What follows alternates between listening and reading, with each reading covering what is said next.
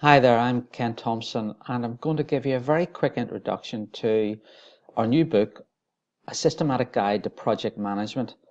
An old friend and colleague, Paul Hookham, and I have written this book together. Paul and I have worked on projects together and separately for the last 30 years, so there's a lot of experience in the book. Most of the projects went really well. Some of them were pretty disastrous and we're embarrassed about them. And we'd probably tell you about them in the bar if you applied us with drinks. But the most important thing is we learned about them. So we've talked to customers recently who've said they're worried about the fixation on certification and formal project management training. Is there anything practical that we could put together? So this is in response to that. So let's imagine this scenario. You've won £1 million in the lottery. And you're going to build yourself a house, a really nice house. And this project is really important to you. So let's think about if there was a project like this that was really important to you, how would you do it? You're not going to do it yourself. You're going to have to outsource it to somebody, most likely. So what would be important to you? And I think if you think about it, you'll come up with three things. First of all, the people who do it need to be actually competent. They need to have done something similar before.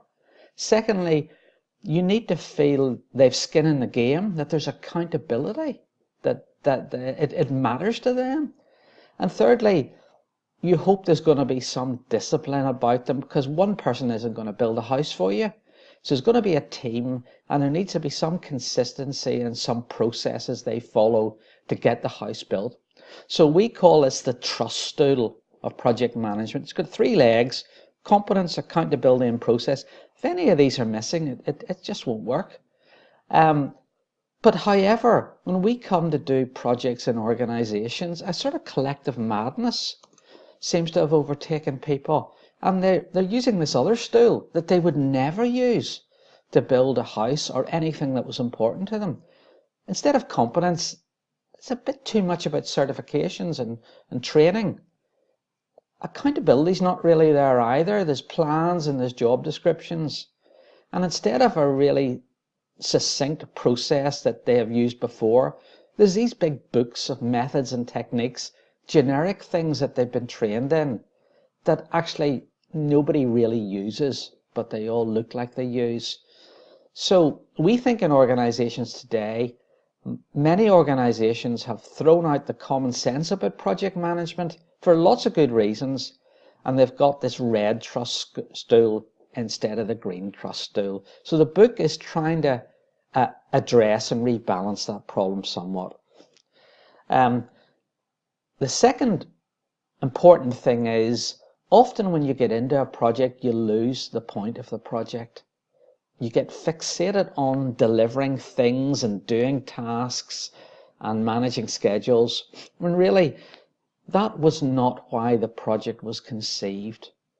The projects are generally conceived to make transformations in communities.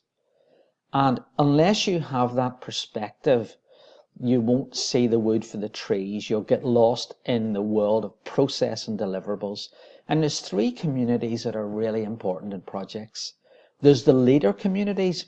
They're the ones who pay for and sponsor the projects, and they're the ones whose careers are blighted if the projects go wrong. They trust you with projects.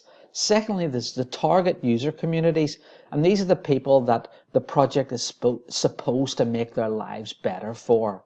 And thirdly, there's a third community, often forgotten about, but sometimes alternatively often fixated on. It's the people doing the project team communities. So our view is project management is not managing tasks and outputs. It's transforming these three communities in a useful way. So what we do in the book is we break down and identify 4 major practices you need to engage with each of these communities. And it's shown here on this lovely diagram. Now, many of these practices will be familiar with you: planning and scheduling, team management, monitoring and measuring, and business planning. But there are a number of practices that when you look at it from a community transformation point of view might be slightly unfamiliar to you, because we're taking a very broad view of project management, engaging with sponsors, realizing benefits, engaging with stakeholders, commitment management. Have you got skin in the game? Has everybody else got skin in the game? Word of mouth and user adoption.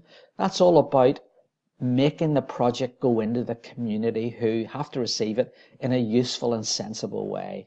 So this is our little model, 6 key tasks of project management, which we describe in quite a lot of detail in the book. The other thing that struck us as project management about project managers is it's one hell of a job. It's the ultimate multi-skilled, multidisciplinary job. And without too much effort, we identified 24 different jobs of a project manager. And a project manager needs to be effortlessly switch between them and multitask on them as well. And again, we've broken them down by the different communities, the leadership, the user, and the project team communities.